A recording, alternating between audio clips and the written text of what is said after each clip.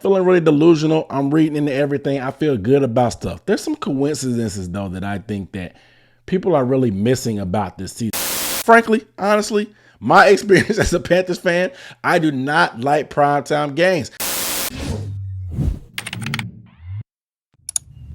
And I'm looking at this NFL schedule that has dropped for the Panthers, and I'm not gonna lie, I'm feeling that delusion starting to really set into my veins. Now, we knew who the opponents were for a long time, but now that they've laid things out in order, who's gonna be the home and away, I'm starting to feel a little bit excited, especially after we pretty much dominated this offseason in terms of free agency and the draft. I'm thinking this may be the year for the Panthers. I made my prediction from before that I thought year 2 of this regime was when things are really going to turn the corner. So let's look at the schedule today. I'm going to give you my biggest takeaways from it and my win-loss prediction for the Panthers right now. I'll probably update a little bit later once we get some more information. I get my eyes on the team during training camp. But right now, how it looks on paper, I'm feeling pretty good about it. But if you're new to the channel, make sure you are subscribed. I'm Aaron Duncan. We do Panthers content here, film breakdowns, analysis just like this. But today, I'm feeling a little delusional. I have to put my fan goggles on, man, because I saw the start of the schedule and I thought amazing things about it. But the first biggest takeaway here is that the bye week. This is the one thing that always sticks out to me, and that's going to be week 14, which is December 7th. Very, very late in the year. And I really hate the early buys, and because we haven't even really got underway. We haven't really broke a sweat. We don't really need that early buy to kind of recover. Unless things are just going completely bad, the buy can sometimes split things up so you can make adjustments. But a late buy, it's like, bro, you're limping to the finish line there. If the season is cooked by then, it don't even matter. But at the same time, if we kind of in the hunt, this could be a good retool, revamp, come out of that bye week, get ready for a nice, deep run with the last 4 games behind us. So that late bye is always the first thing that sticks out to me. The second thing that stuck out to me is the Panthers start 3 of their first 4 games on the road. Now, I'm not really tripping on it because home field advantage is a little overrated in my opinion, depending on where you play. But playing guys like Jacksonville, Arizona, Atlanta, and New England, that is a good way to start, and we could easily start 4-0. These teams are looking like food. There's not a lot of teams on this schedule that I'm afraid of, to be honest, on paper. So if the Panthers can start off good against some of these lowly teams that a lot of them hadn't even make the playoffs last year, I feel pretty good because their first 7 opponents didn't make the playoffs. So you have teams that are fighting, trying to establish themselves as well, just like the Panthers. So there's a lot of opportunity early on to get your legs up underneath you, especially we know we have a lot of new pieces on defense, and we know that's the biggest thing that's going to probably make or break our year. The next thing I noticed is the fact that the Panthers have a very favorable schedule overall in terms of win-loss, the 4th weakest schedule in the NFL. Nothing new. We played weak schedules before and it still ain't worked out for us. But the thing that I liked about it is there's not a lot of cold games. If you just look at the schedule, of course, you have Green Bay in November. You can never underestimate how cold it can get up there, even in early November. But after that, things get pretty good. You got the Saints at home. You got the Falcons in a dome on the road. The 49ers out in San Francisco. It can get a little cool. Maybe it's going to be a Monday night, but I'm still thinking that in California, it's not going to be that cold. The Rams at home. The Saints, a dome, is going to be on the road. Of course, and Tampa and Florida is fine. Yeah, it may get cold in Charlotte a little bit when you play some of these home games against Tampa and Seattle, but it never gets that cold. Yeah, we did have that the Lions game 1 year ago where it was icy, but it stays fairly mild for the conditions, even in late December with Tampa Bay and Seattle back-to-back. And then, of course, we finished with Tampa Bay. So it's very favorable in terms of that, because when you go to New England, when you go to New York, when you play Buffalo, it's going to be pretty warm. It's going to be the early fall and mid to late fall. So you're in good shape in terms of not having to play in those bad conditions. Very favorable for the passing game, but we can still run the ball on these teams because we know that's what our identity is going to be. The next takeaway kind of piggybacks off of that. We don't have a ton of traveling to do. If you look at the away games, we do have a West Coast trip with Arizona in week 2. Of course, you go to New England, which is not a bad flight. You're staying in the same time zone. You go to New York, staying in the same time zone. And then you go to Green Bay, going back one time zone. But besides that, you have one more West Coast trip out to San Francisco, but nothing really crazy in terms of hitting different time zones, because in terms of those teams, you have them at home. Seattle, you have them at home. Dallas traveling to another time zone, you have them at home. But besides those, there's not really a ton of action of terms of just globe trotting a lot. There's not going to be a lot of freaking flyer miles racked up by the Panthers we can sometimes wear on these teams. And my last big takeaway is the fact that there's one primetime game. Now, some people may take this as disrespect, and it probably is a little bit of disrespect. But me, frankly, honestly, my experience as a Panthers fan, I do not like primetime games. I couldn't look up the record. I don't know off the top of my head, but my gut feeling is we haven't had a good record in a while in primetime games. And it just, I love getting the eyes of the nation on us when we can impress and play well, but I hate when we've been battling and doing our thing most of the year. We have one bad primetime game that this is the only time that most of the masses even care to watch the Panthers all year, and they think they know everything about the Panthers. So now they're talking about this, that, and the third. They're taking every narrative and running with it. Frankly, I'm good. Give me one, maybe two primetime games, and I'm cool with it. You can call it disrespectful if you want to. Let's sneak up on people. I'm glad. I like being that underdog. Maybe they'll use it as fuel to play better, because look, the past few years we haven't had the product that will make people want to watch us in primetime. So let's go ahead and give them something to care about and make the most of the one primetime game we have. And of course, that is the CMC revenge game. The top three must-attend games, in my opinion, as a fan, if you want to go to a game, these are the ones you have to go to. The first one is week 1 at the Jacksonville Jaguars. You're playing against the number 2 overall pick in Travis Hunter. You know, we had Teteroa McMillan. They had their battles in college. Who knows where Travis Hunter is going to play? He's going to play offense. He's going to play defense. Regardless, he could be going through the gauntlet in week 1 in that Florida Heat. He may have to guard T-Mac. He may have to go against J.C. Horn, get locked up. Just imagine going through that type of struggle in your first game as a pro. I'm excited to see what he looks like in person anyway, to see Travis in action. And of course, we get to see our shiny new toy in T-Mac spin on these boys. You got against a Jacksonville Jaguar team that came into the league at the same time as us, similar big cat mascot, and it's just been interesting how things have tracked between these two franchises since we both came into the league 30 some odd years ago. So I think that is a must-attend game. The next must-attend game, I think, is the Buffalo Bills at home. Now, we know we played the Kansas City Chiefs last year at Bank of America Stadium, and the way that the NFL scheduling works with the cycles and stuff, that was probably the only time you'll ever get to see Patrick Mahomes at Bank of America Stadium, unless something else crazy happens. And I doubt it crazy happens, because a lot of times you only have to face these teams every 8 years at your home turf. So 8 more years from now, hopefully, Patrick Mahomes will be done and stop terrorizing the league. This could be that chance for Josh Allen. Josh Allen, one of the elite quarterbacks as well, coming to Charlotte Bank of America Stadium. I know we haven't played the Bills in a while, but it seems like we've always been connected with these guys because of the front office, because of the players going back and forth and stuff like that.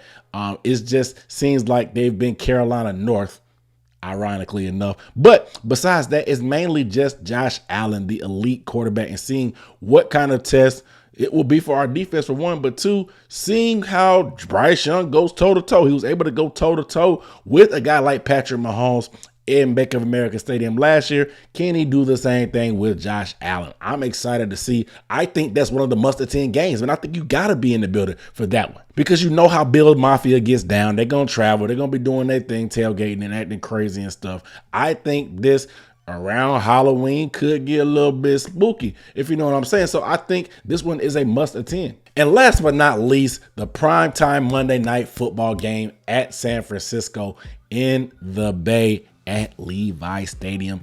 Yes, going against Christian McCaffrey just seems like box office. I don't know if he's mad, sad, happy, glad, whatever feelings, hard feelings he may have for us. I know most of that regime is gone. I know Dan Morgan might have been on staff still at that point. But anyway, does he have hard feelings? I don't know, but I think being able to face him for the first time in the post era, one of the greatest Panthers of all time, whether you like him or not, whether you thought he was injury prone, whether you thought he was faking injuries and he was just stealing money, he was one of the most productive Panthers that we've ever had in franchise history, in this short franchise history. So I think seeing him on the opposite sideline and then going against us on Monday night in prime time, man. What can you ask for? What more can you ask for? And I just think that you have to be in the building for that one, man. It's a must-see game. Those are my three. Feeling really delusional. I'm reading into everything. I feel good about stuff. There's some coincidences, though, that I think that people are really missing about this season. I know some people have pointed it out. The Panthers have gone to the Super Bowl twice in their team history. Who was their week one opponent those 2 years? 2003, the Jacksonville Jaguars. 2015, the Jacksonville Jaguars. Yes, 2 years in a row, the Panthers have done that. But another coincidence, those years that the Panthers have had these patches, their big anniversary years, the Panthers have gone to the Super Bowl the following year twice. Yes, twice may not be a pattern or coincidence, but the way my delusion is set up, I'm reading into everything. And guess what happened? Last year we had them 30-year patches on our chest. The following season? Coincidence? I think not. Maybe the stars are aligning. Maybe I'm being superstitious. I don't know. It's part of being a fan. All right, man. So let's go ahead and get into this record prediction, man. I got to start off with week one with the Jacksonville Jaguars on the road. Yes, it may be tough, but I think we're going against Liam Cohen, a new coach. They have a lot of new system they're going to be trying to integrate with Trevor Lawrence. And of course, we know that the records with brand new coaches aren't that great on the first time. There's a lot of things that go into it in your first game, a lot of things to manage. I just think the history is going to be on our side. I know that we got blanked last time we played them. It's time for some get back. I don't care if David Tepper got to show up and start throwing drinks around. Do what you got to do. You come back too and come get your just desserts and do what you got to do. I'm thinking that in week one, we starting 1-0. Week 2 at the Arizona Cardinals. You guys know we have history with the Cardinals. We just played them last year. It was a little bit closer than it should have been, but we beat them. And it seems like no matter the circumstances of the Carolina Panthers, we tend to always have their number. Whether it's the I'm back game from Cam, we know we dominated them in the NFC Championship in 2015 as well. Regardless, I think that we can get this win as well against Arizona. Yes, they're going to be in their second year under their system, but I just don't know what to expect overall from them. Yes, they got James Conner, who ran berserk on us, but he got hurt last year against us, fortunately for us, and it ended up changing the whole game. If we can get our run defense together and lock him up, I like our chances slowing down Kyler Murray. I got us beating the Cardinals on the road, starting 2-0. Week 3 at home, the home opener against the Atlanta Falcons. I am so glad we are not opening up again with an NFC South opponent in week 1. And it takes a little time to get home, but it will be happy to see Panthers fans. I'm sure the team will in that week 3 against Atlanta. Last time we played Atlanta, dropped 44 in their crib on their head top. I think that this is going to be another Panthers win as well. I just don't believe in the quarterback, Michael Penix. They're going to be ushering in a new defensive coordinator with some new young pieces. I know they made a lot of moves defensively, but they don't move me. I like what we did running the ball last year in that last game. Even without Robert Hunt and Chuba Hubbard, Miles Sanders ran for 155 yards. I'm good. I feel great about Rico Dowdle and Chuba Hubbard being physical with them. I know they picked up James Pierce. I know they picked up Jalen Walker. I know they're getting some other bigger edge rushers back that they drafted last year. But I still like our big O-line to run and lean on them. We're running for a good amount of yards against them. We'll just see what our defense can do because they've given up a lot of rush yards the past few games against them. But Ejiro going to have to get it together. And I think he will. Regardless, I think Bryce Young, we've seen it. He's good enough to carry this offense to beat the Falcons. I got us smacking the Falcons at home in our division home opener, making a statement.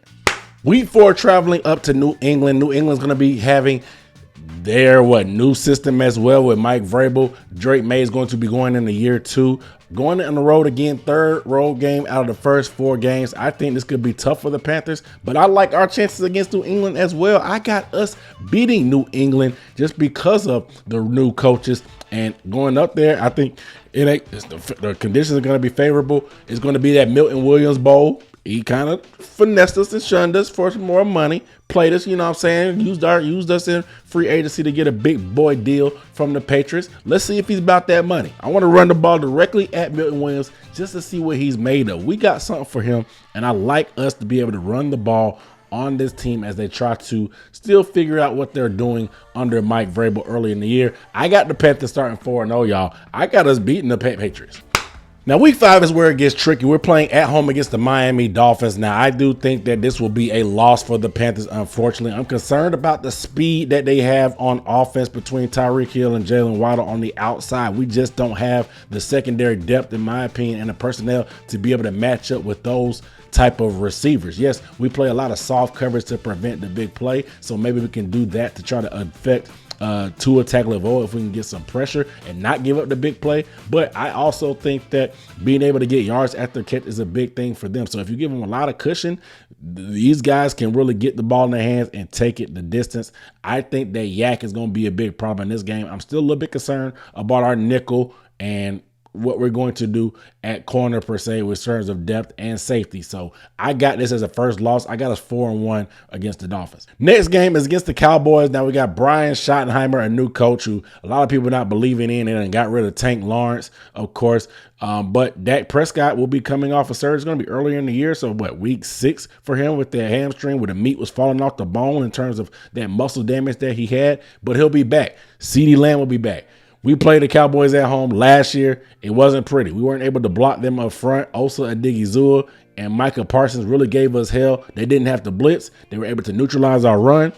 I'm a little bit nervous about the outcome of this game because of those two players. Again, that just seemed to be the one group that didn't have to blitz, and they were able to be very, very effective against our offensive line. Obviously, hopefully we can get a bit better and progress, but we have most of the same group. So I have us losing actually to the Cowboys at home, unfortunately. I would love for them to beat this team because this is one of my least favorite teams, but it's just hard for me to see it happen because the quarterback play that they had with Dak Prescott and between him and CeeDee Lamb, I just don't know what our defensive coordinator will have in store. And after last year, I do not have faith of what he'll be able to do when especially he got smoked by Cooper Rush. So at 4-2, the Panthers go on to face the New York Jets, and I have this as a win. I think the Jets put it in the first-year coach again. They have the personnel. We will be able to block defensively Quinnen Williams. We know what type of time this dude is on. Sauce Gardner will be at the outside receiver. Long, big body guy that's kind of going to try to offset T-Mac as well. But we do have a lot of guys that we can get the ball to. I like us to be able to run the ball as well as Aaron Glenn still tries to figure things out with that defense. Obviously, in that first month and a half, 2 months of the season, Justin Fields and Garrett Wilson on the other side. What could have been had we got Garrett Wilson, but regardless, I like us even on the road against the Jets. I got us starting 5-2 in the first 7 games. Now here's where it gets tricky because we have the home game against the Buffalo Bills. Anything can happen in this game, just so you know. It's getting close to October. I talked about it being spooky. We saw Bryce Young when everybody counted us out, including me, against the Chiefs last year. We played pretty tough, especially at home. But I just think that when it comes to having above average to elite quarterback play us facing against, I do not have faith in the Giro Evero, that defensive coordinator. Yes, we could probably increase the personnel and be able to do better, but between the lack of depth in the secondary and the Giro Evero, I do not have faith when we go against these type of guys. I got us losing to the Bills and falling to 5-3. Next up, the Green Bay Packers on the road again. This is a team that we're going to be playing. It's not going to be cold, fortunately, but I do like to run the ball until I have a little bit more better feeling about us, our ability to stop the run. It's hard for me to say we're going to be able to neutralize a guy like Josh Jacobs who can do it in the run. He can do it in the pass. We know they have a bunch of weapons at wide receiver. We played them a couple when Bryce Young had that crazy game where we pretty much went toe to toe. I think it's going to be a close game as well. We just ran out of time, but I think on the road, the conditions are a little bit different, especially that time of year. Could be a little chilly, could be a little windy. So I got us losing, unfortunately, to the Packers. I think because of the creativity by Matt LaFleur, the offensive coordinator, and the ability for them to use Josh Jacobs in a multitude of ways. I just don't have faith in our defensive coordinator, so I got us falling there. Week 9 at home, New Orleans Saints. You guys know what it is, man. If I see Tyler Shaw, if I see Spencer Rattler, hell, they can bring out Taysom Hill if they want to. This game is going to be a beat down. I have the Panthers running all over these guys. I want, again, a Bryce Young legacy game. I want the defense to step up. Last time we beat them at home, they fired Dennis Allen. They were on the internet apologizing. They were putting up Instagram stories that were black putting R&B songs with heartbreak emojis up there. Them dudes were down bad because they just think they so much better than us as a franchise. But them dark days are here. I've been praying for the downfall for the Saints, and this is our time to take advantage. I think we smoking the Saints at home in that first matchup. Next up, the second time against the Falcons on the road, November 16th, going down to Atlanta. I just think that in this division, the stuff's a little bit murky. I always lean towards a split because that's how things went last year. We'll see how things are corrected or fixed and what condition each team will be in at this point in the season, because this is about that halfway point per se, a little bit past the halfway point at week 11. And so teams will start really starting to figure out themselves as they turn to that home stretch. I have us losing to the Falcons just because I think it'll be a split, a home and home split at that. I would love to see how things turn out here. I would love to be able to get a win here, because as we get another division win, that would be put us at 3-0 in the division at this point, looking pretty good on the home stretch of the season.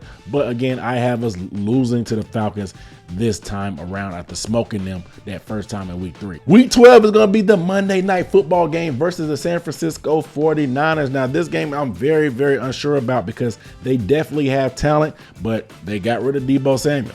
Ayuk is going to be coming off of that knee injury. He's not going to be ready, but probably early in the year. He'll be by then he'll be in full swing mode, but he'll just be kind of getting his legs underneath them. I think this team's Super Bowl window has closed. I don't think they're one of the elite teams in the NFC anymore, personally. Now, how much better are they than us? It depends, because if Christian McCaffrey is going to be hurt at that point, I feel pretty good. If he ain't, I'm a little bit nervous, and I think he's going to want to get that revenge. So I don't really know how the Panthers do. Me not predicting an injury for Christian McCaffrey, because I still respect the player, man. He was one of my favorite players when he was here. I got the Panthers losing, unfortunately, on primetime. I just don't like primetime games, man. I got bad vibes from it. So I got us losing to the 49ers. So we're sitting at 6-6 off a short week, and we got to play at home against the LA Rams. And again, I do not feel good about this defensive coordinator going against some of the elite quarterbacks, especially when he's going against a offensive coordinator and play caller and Sean McVay, who's familiar with his game. He cut his teeth in the Rams running the same system that they run now, so they're used to it. You know what I'm saying? He was a Brandon Staley disciple, ended up leaving and getting that job in Denver. But I just think that the Rams, what they have personnel-wise with Puka Nacua, Devontae Adams, who I think can get locked up by JC. But who do we have for Puka Nacua? That's my question with the secondary. Matt Stafford is one of the elite quarterbacks. I know last time he played us here in Detroit was probably, 2020? And we ended up shutting them out in that game. And you guys know the history. If you don't, we tried to get him and go trade for him, but he ended up axing it, and the Rams came in last second and finessed us. Matt Stafford made a good decision because he ended up getting the Super Bowl, but I still feel some type of way about it, damn it. So I want to go ahead and put some belt to booty, but I just don't think it's going to happen even at home. I got the Rams beating us there, so we fall to 6-7. So coming out of the bye week, we got the Saints on the road at 425, week 15. Y'all know what I'm thinking. I got bad intentions right now because I don't like the Saints, and I think they're going to be horrible this year. So 1 month later, playing them again, I think it's going to be much of the same. I think being able to secure that sweep, I'm ready to pull my broom out. I'm ready to pop that blue champagne. I don't care who they have at quarterback at that point. I think their season's going to be cooked early on, and at this point, they're going to be looking left and right like, Kellen Moore, was this the right guy? I don't know, but we're going to see, and I think we're going to be able to put it to the Saints, man, and really secure this sweep. I cannot wait for this game because these dudes need to be chopped down a notch, and I think we just the team to do it. All right, coming down this final stretch, man, we have the Bucs at home on December 21st. A good matchup. We have played them twice in 3 weeks. Does this mean that the schedule makers think that this could be something specific on the line, potentially a division crown? I don't know. We'll see. But I think that the Panthers are able to beat the Bucs at home in these conditions. Maybe a little bit cool. And it was last year when we played them. The defense actually had a valiant effort in the first half. In the second half, they just got the ball ran completely down their throats multiple times. But the new offensive coordinator for the third year in a row for them, will they be able to keep bouncing back and continue to have a productive offense? I know they damn sure got the personnel, but do they have the play caller? We gonna see, but I think that it'll be a good shot for us. I like what Bryce was able to do last year to them. He's always felt like he's had a solid grab on the blitz of what Bowles has been trying to do, and Canales has that familiarity as well. I thought they had a decent game last year, just left a lot on the table in terms of the red zone and missed kicks. Of course, we know the Chuba Hubbard fumble. It's time for some get back at home. I got us beating the Bucs at home with a big division win. Next up, week 17 against the Seattle Seahawks. It is going to be the revenge game. We know that Dan Morgan and Dave Canales spent their time in Seattle. Some familiar faces in the front office like John Schneider. They may know them. There may be a few familiar faces, but ain't no Geno Smith no more. Ain't no DK Metcalf. Sam Darnold coming back for a revenge game. I don't believe in Sam. He ain't one of them elite quarterbacks that I worry about a Giro having trouble with. I think if we heat him up, he's not in the same system. You don't have Justin Jefferson to throw to anymore. This is not the same type of guys around you. Yeah, you got Jackson Smith and Jigba, but he ain't Justin Jefferson, bro. And I like our chances against Seattle, man, at home, but it's going to be a tough one. I think it's going to be a blood and guts type of game. I got us beating the Seahawks, man. So at 9-7, we go into that final game against the Tampa Bay Bucs on the road. Potentially, could it be a division title on the line? We could win and get double-digit wins. We've already secured a winning season the past week. So I think anything else after that is gravy, because I think the only path for us to get to the playoffs has got to be the winner division, which is fine with me. I just don't know if a wild card is going to be there with the way that the NFC is loaded this year. Nevertheless, this final game, I do unfortunately have us losing and splitting with the Bucs.